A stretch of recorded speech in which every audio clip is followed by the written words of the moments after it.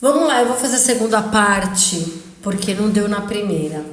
Então, como eu estava dizendo, quando você precisa colocar-se num papel que o outro vai acreditar que esse egoísmo é ruim, você tenha certeza que você está se colocando num papel correto. Você não está deixando de ajudar, você não está deixando de fazer nada, mas você precisa entender que o que o outro vai achar de você, ou que o outro vai pensar, ou que o outro, seja lá o que for, acredita que tenha que fazer, é problema do outro. Quando você entende que você não tem obrigação de carregar o fardo e o problema dos outros, você entende que você começa a caminhar o seu próprio caminho. Sabe quando você entra num relacionamento que você quer salvar o outro porque ele foi ferido, ele foi machucado, ele foi isso, ele foi aquilo? Não é papel teu, não é obrigação sua. Você estender uma mão, você estender uma ajuda para que o outro entenda que ele tem o seu apoio é uma coisa. Você carregar aquele fardo para você não é seu. Sabe quando você pega aquele irmão problemático que você começa a achar que é obrigação tua salvar ele dos erros e das imaturidades que muitas vezes ele faz, e você começa a carregar um peso, um fardo familiar que não é teu. Às vezes existem pessoas que elas têm preguiça de sair da sua zona de conforto e elas acabam se hospedando naquilo que você foi criado, que é você entender que cuidar dos outros em primeiro lugar é importante e não é. Cuidar dos outros em primeiro lugar te coloca em segundo lugar. Em segundo lugar, mostra que você não tem o direito nem sequer de fraquejar.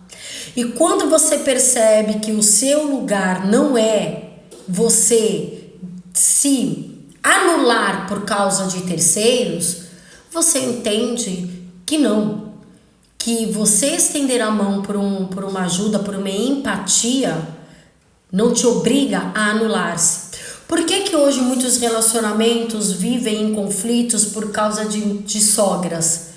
Porque muitos filhos e filhas acreditam que eles têm uma dívida emocional com seus pais, onde muitos deles acreditam que eles têm por obrigatoriedade de colocá-los em primeiro lugar do que a própria vida, do que o próprio relacionamento ou do que a própria família que eles vêm construindo. Então isso começa a tornar-se disputa.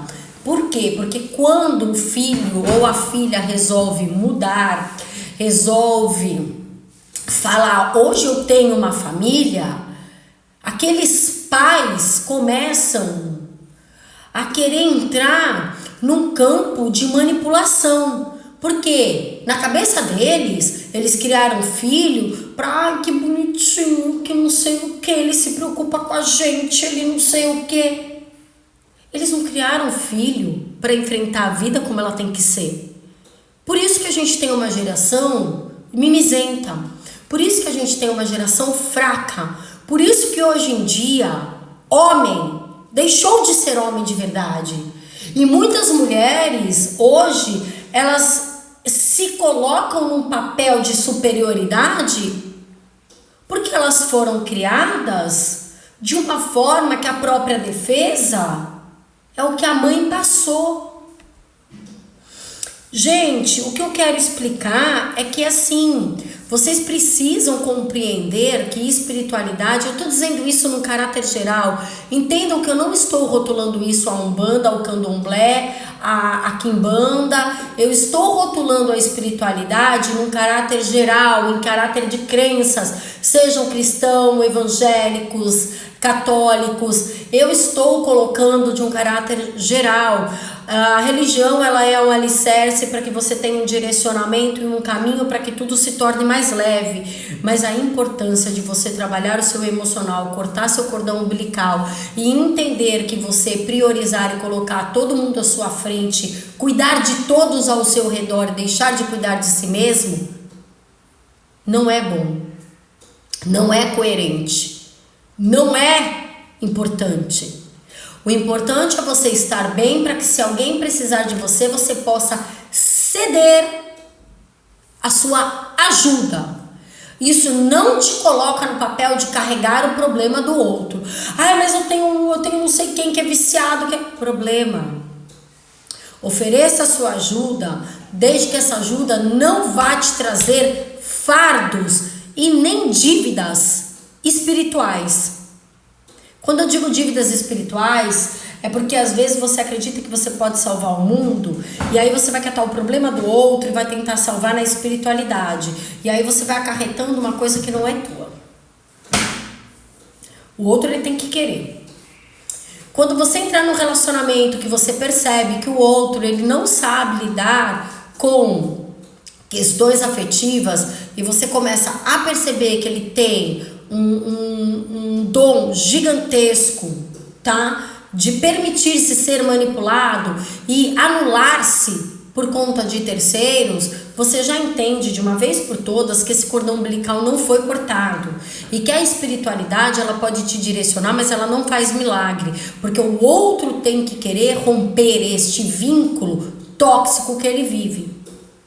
Quando você entrar no emprego que você percebe que você precisa se colocar muito de lado, porque o teu chefe acha que você deixar de viver a sua vida é você demonstrar que você está vestindo a camisa da empresa, você lembre-se que você não vai ser mais notado por conta disso. Porque na primeira que você adoecer, você deixa de ser aquele funcionário que está sempre aberto a resolver o problema da empresa, e você nada mais se torna do que uma estatística dentro de uma empresa, aonde você vai ser facilmente substituído.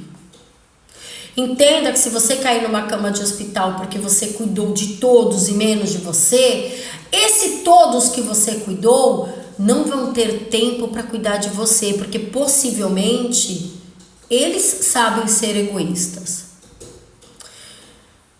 É sobre isso. Por que eu tô fazendo esse vídeo? Porque, gente, o problema não é vocês quererem trabalho espiritual. O problema é vocês acreditarem que o trabalho espiritual, eles vão te trazer transformações